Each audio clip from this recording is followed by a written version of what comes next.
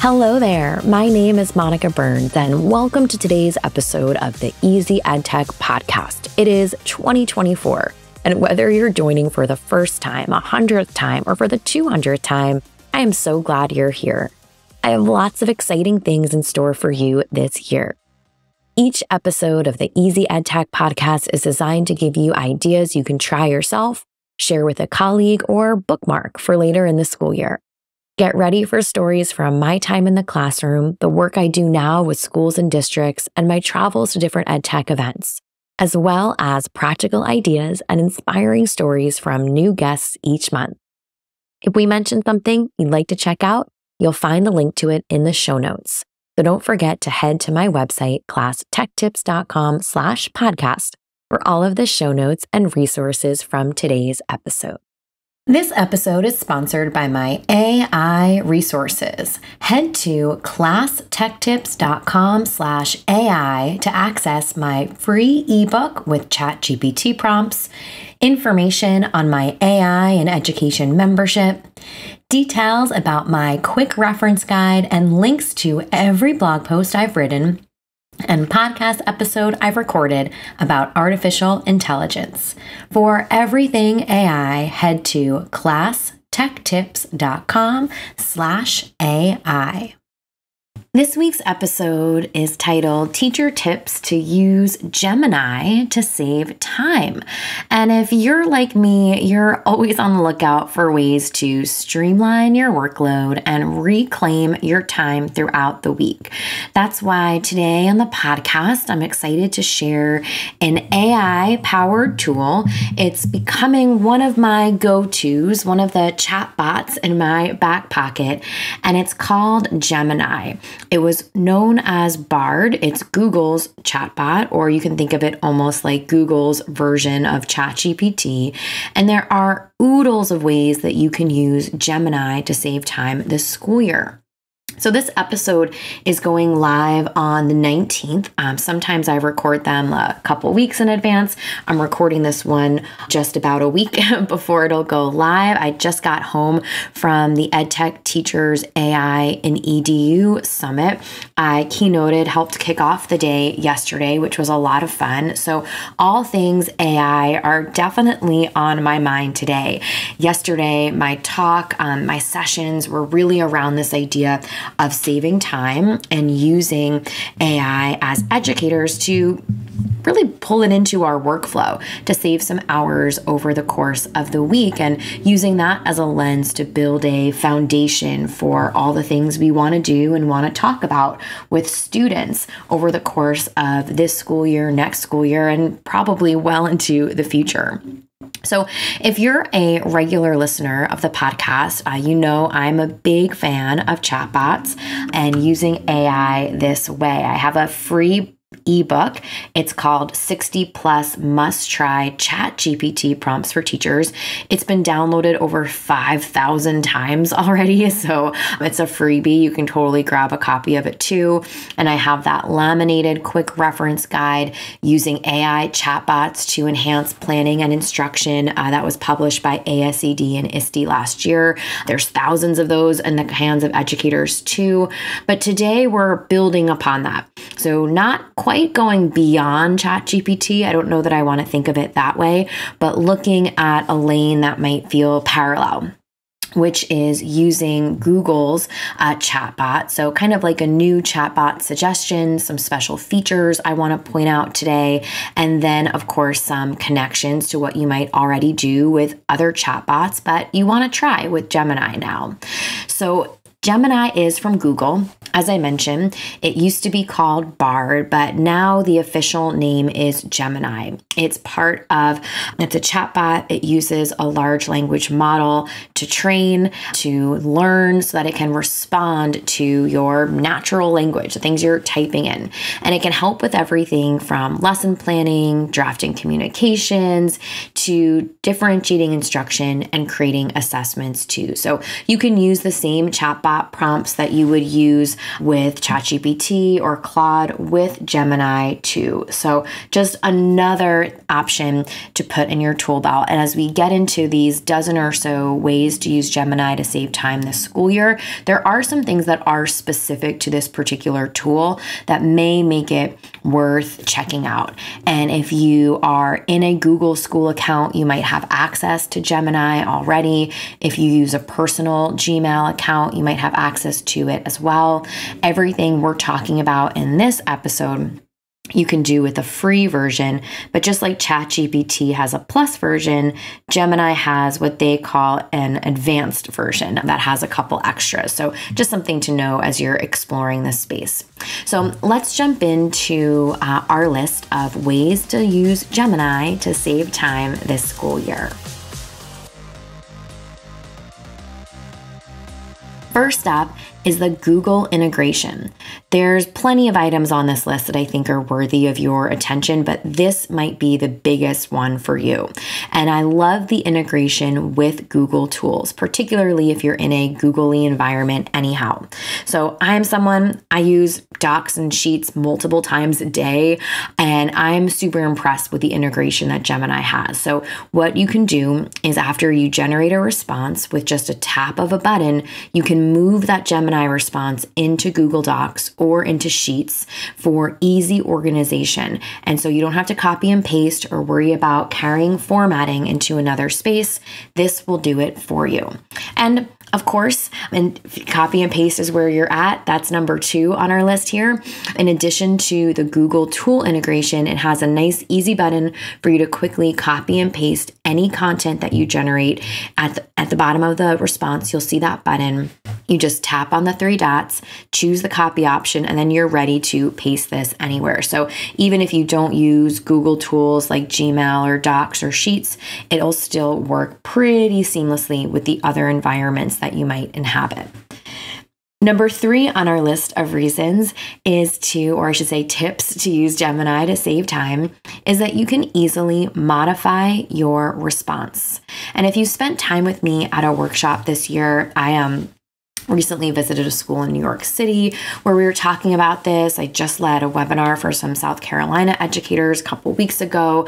I was at a conference in Mississippi talking about this, and Boston, or I should say Massachusetts, at this AI and EDU summit just yesterday as I'm recording this. Then you know I love a chain prompt, and that's one where you follow up one prompt with a qualifying statement or a modifier. Now there is a modify button in Gemini, so where it automatically will let you tap and modify your response instead of typing in your modifier. So when you click on the modify button, it gives you the option to regenerate that response in either shorter, longer, simpler, more casual, or more professional. So all of those are options that it defaults to for you to quickly modify. Next on our list of ways to use Gemini to save time are some lesson planning shortcuts. So if you are looking to design a new lesson or activity for students, you can give Gemini the specifics and it can generate lesson outlines, give you activity suggestions, and even some potential learning objectives. You can even use it to customize ideas you found on my blog. Maybe you explored one of my posts on digital timelines or virtual field trips and you want to customize it for your students. It would be a nice quick lesson plan shortcut. You're not going to get 100% of the way there, but it will surely save you some time in that design process. Next up is with your drafts for communication. So Gemini can whip up drafts of newsletters, emails for families, and even correspondence that might feel a little bit tricky to tackle. So this is great at providing a starting point and can help ensure just the right tone of your email or whatever kind of communication you might be creating.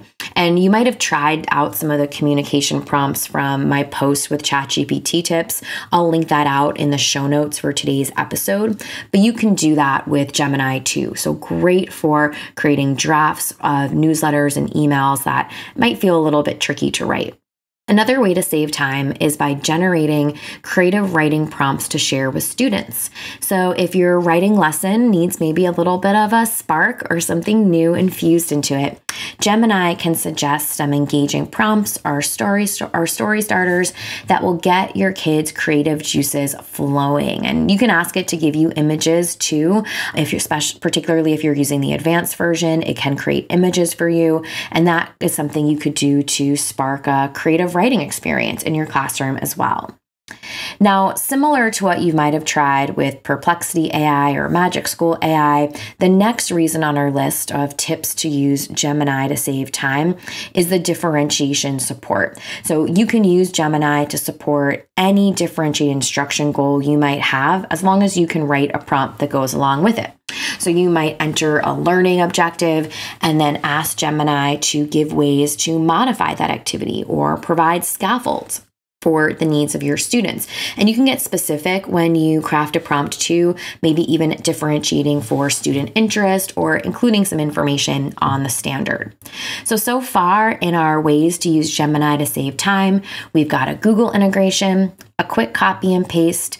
You can modify your responses, get some lesson planning shortcuts, help out with communication drafts, have a little bit of support with creative writing prompts, and of course, some help with differentiation. I've got a few more to add to our list, so if one of those didn't grab your attention, hopefully this next half of the list will.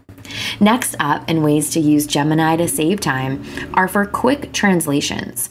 And although you might already be familiar with Google Translate for quick translations, Gemini can help too. So Gemini can translate short messages or passages.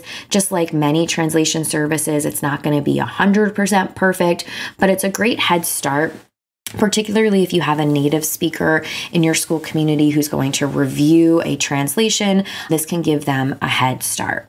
Now, Gemini can also act as a summarization tool, so it can summarize lengthy articles or pieces of text to pull out the most important points. So this could be helpful if you want to narrow down the info you're sharing with students, kind of give them, the TDLR, right? Or that a quick summary. That's a social media term I don't use all the time, but that idea that it's a quick summary, just narrowing it down to a couple bullet points. So this can help with that too.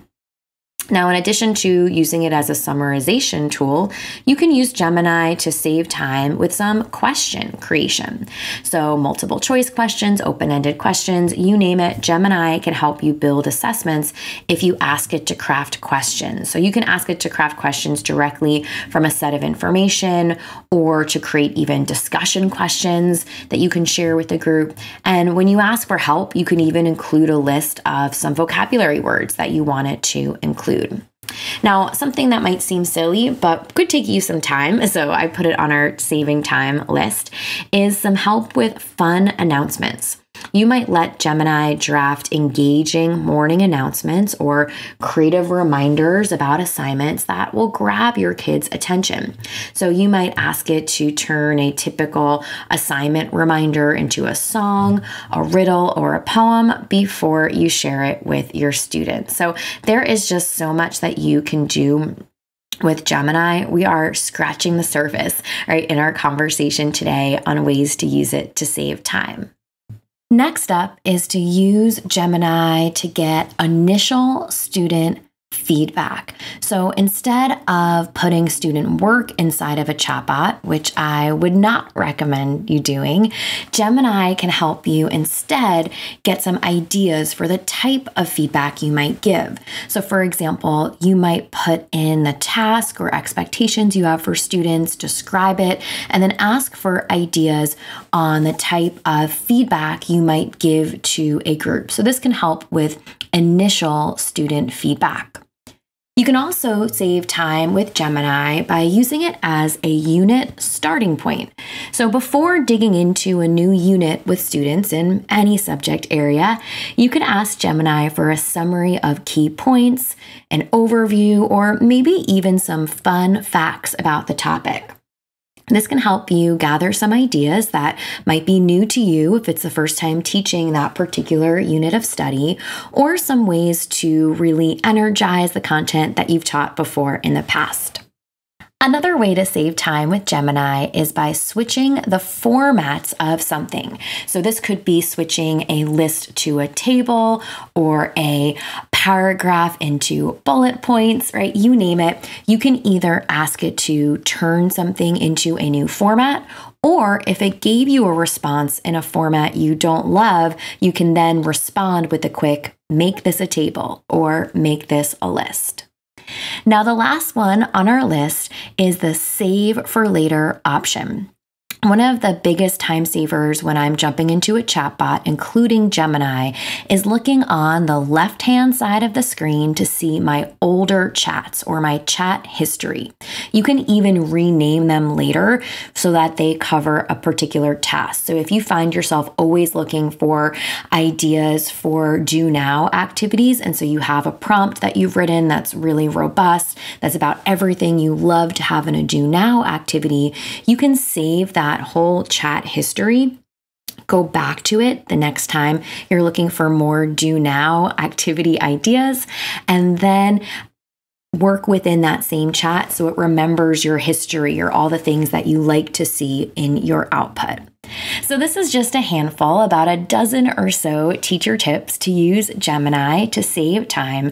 And similar to other chatbots you might have tried in the past, Gemini is an evolving technology. And in order to really make the most of it or uncover its full potential, you want to be specific when you're writing instructions and experiment with it. You might not get a perfect response on your first try, but as you practice writing prompts, I'm confident that it will shave off time from your to-do list over the course of the year. You can almost think of it as a digital teaching assistant that's there to handle some routine tasks, spark ideas, and maybe even make your life a bit easier. And as I mentioned at the beginning of the episode, I just returned from a conference outside of Boston all about AI and EDU. I was there to keynote and kick off the event. It was a lot of fun talking to everyone about what they're watching, what they're trying out, and even some conversations with educators who are really big fans of ChatGPT, but are now trying out Gemini or trying out Claude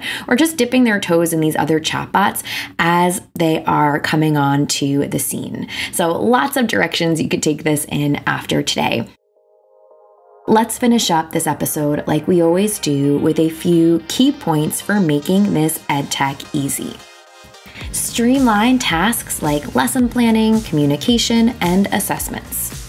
Get inspired by gathering lesson ideas that you can use to personalize student experiences. Gemini integrates smoothly with Google tools, allowing you to work efficiently. Remember, you can find the show notes and the full list of resources from today's episode by going to classtechtips.com/podcast. You'll just head there and look for episode 259. You'll also find a direct link to the show notes in the summary for this episode. So if you're on a podcast app, you might have to hit like a read more or expand button. And underneath the little paragraph summary I write for each episode, you'll see all the links for today. This episode is sponsored by my AI resources. Head to classtechtips.com/AI to access my free ebook with ChatGPT prompts, information on my AI and education membership, details about my quick reference guide, and links to every blog post I've written and podcast episode I've recorded about artificial intelligence. For everything AI, head to classtechtips.com/AI. This March, we'll celebrate 5 years of the Easy EdTech podcast. To help celebrate, I'm hoping you can do us a favor. Leave a rating or review for the podcast wherever you're listening today. Spotify will let you tap on the stars, and Apple Podcasts will let you tap on the stars too and leave a 1 or 2 sentence review. A big thank you in advance for helping us get ready to celebrate this March.